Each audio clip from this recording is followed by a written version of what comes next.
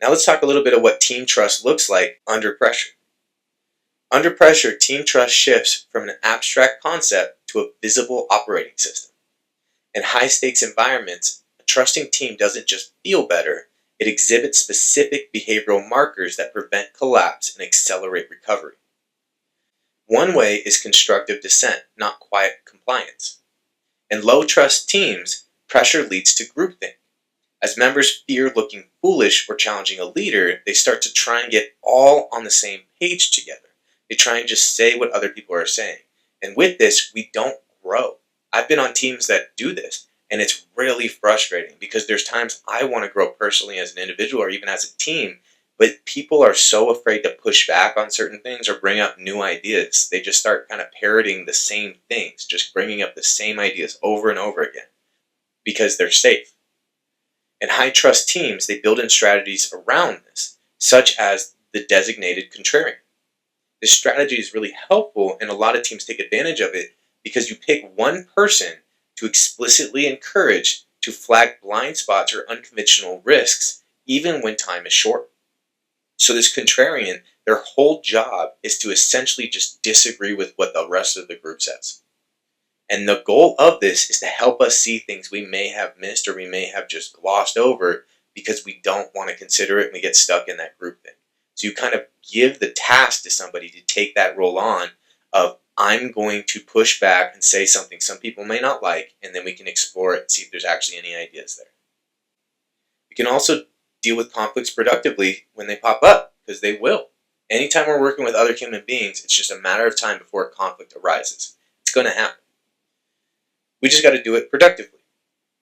Disagreements are handled politely but firmly in these teams, focusing on facts and mission-critical problems rather than personal attributes. We don't want to get into a personal battle about what's going on. And sometimes we do have personal issues that we got to deal with.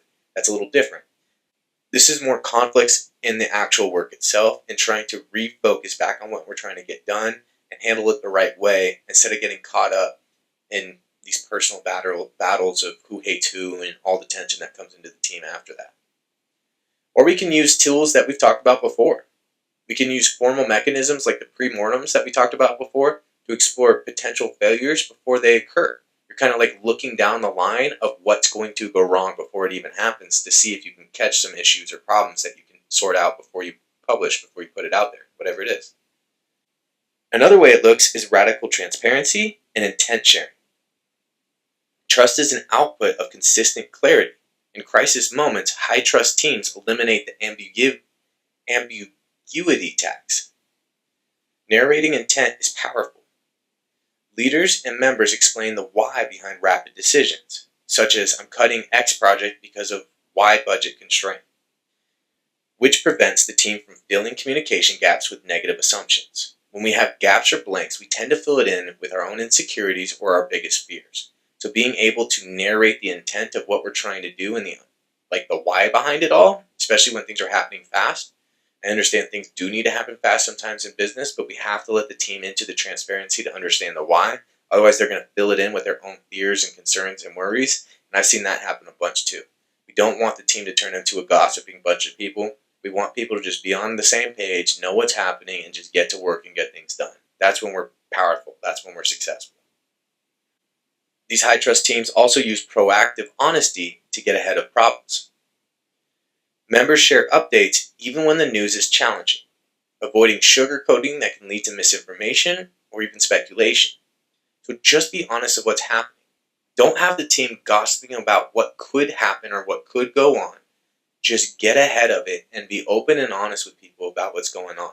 If you have somebody that does not like sitting in tension or does not like sitting in stress of some sort, in all reality, they're not going to super survive in these high performance environments. So being honest, even if it leads to some people walking away, just helps you because they weren't going to make it in the long run anyways. If you just telling them what's going on causes them to break, that's a problem. And there's a lot of really high performing people. I was listening to Nick Saban, the longtime Alabama coach, talk about this, that he focuses a lot with toughness on what it takes to break somebody. It's not so much he's trying to break people, but what they're doing when playing football is you're doing hard things. In business, hard things are going to happen. So we have to understand our breakpoints, and we have to be willing to push ourselves far enough that our breakpoint is so far out there that we're not going to actually reach it. Because if you can break, then success is going to get out of your reach. Yet another way is creating a culture of vulnerability as a safety valve. High-trust teams use vulnerability to prevent catastrophic errors, such as asking for help early. Team members are quick to admit when they are overwhelmed or stuck.